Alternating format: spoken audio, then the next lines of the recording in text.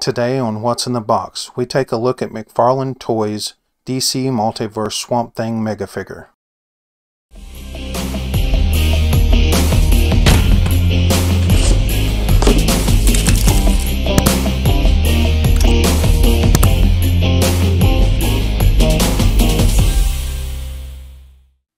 So here we have the big guy out of the box. Let me tell you, McFarlane isn't kidding when he says mega figures. This guy is huge, especially for a figure that should be in a 7-inch scale. 6 or 7-inch scale. This is actually my first McFarlane toy in a long time. I originally collected the first lines that he ever did back in the late 90s. And I kind of pushed those off for NECA, and then I came back to various things like NECA and McFarlane. And so I'm glad to have this guy in particular because he's one of my favorite DC characters. Of course, I grew up on the old movie by Wes Craven and even the sequel and the 90s cartoon. Of course, this character was created by Lin Wynn and Bernie Wrightson, and he is just a really cool gothic horror comic hero. As far as the toy goes, he measures about 11 and 11.5 inches tall. He's painted really well, although it's kind of muddled throughout. The sculpt is amazing, let me tell you that much. The head is perfect. That says Swamp Thing to me.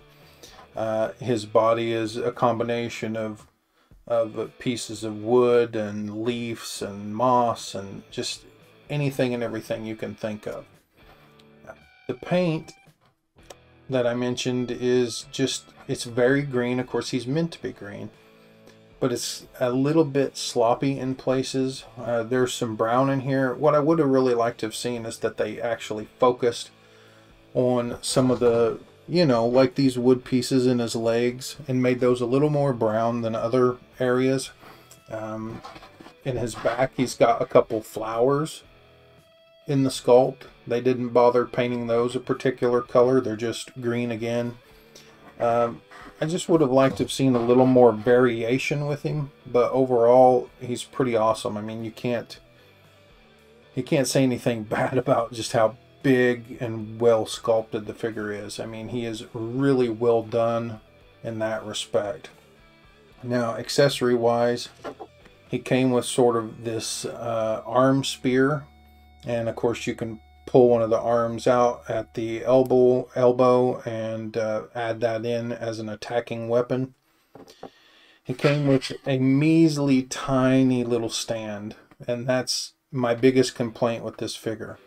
Not only is it the stand that's a problem, he will not stand on his own.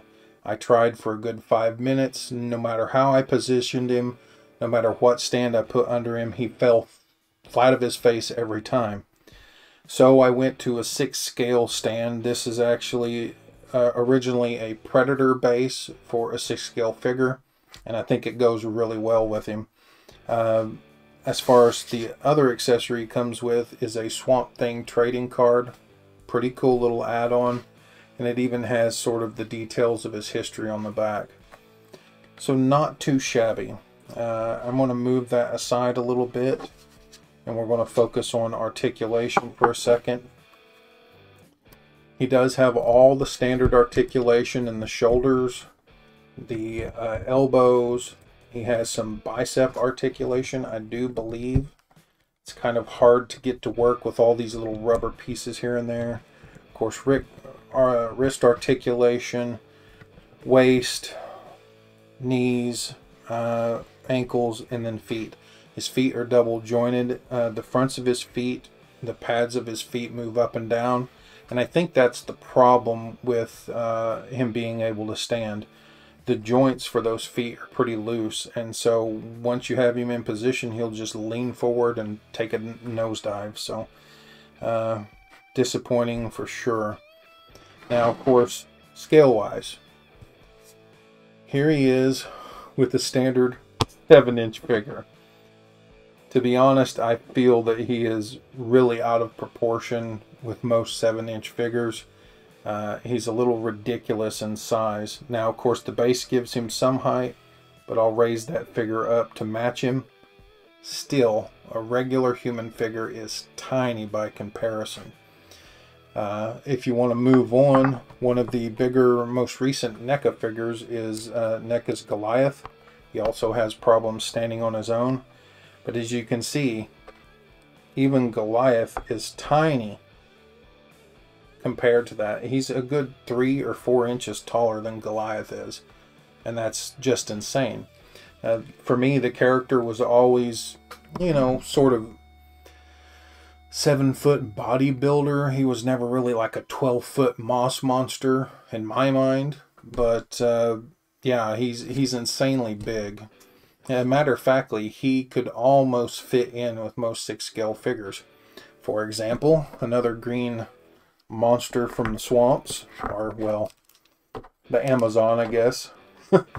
Here we have Mondo's. Hold on, let me articulate. Here's Mondo's creature from the Black Lagoon, standing at 12 inches tall. To be honest, if McFarlane was going to go this big with him, I wish they would have just gone another inch or so and made him a 6-scale figure. They're pretty close in size. I would say honestly they're only off by about 1/2 inch total. Well, of course, if you want to compensate for the base again, probably 1 inch. So he's about 11 inches tall. I don't know. It's tough. I will have to see some of McFarlane's other figures to really be able to judge how big he is. But from what I've seen, he even makes their soon-to-be released Clayface figure look tiny. So that's just, it's nuts to me.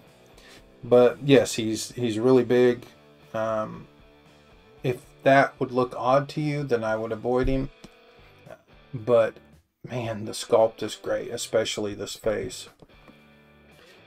But anyway, that's been McFarlane's Swamp Thing mega figure, and I personally enjoy it.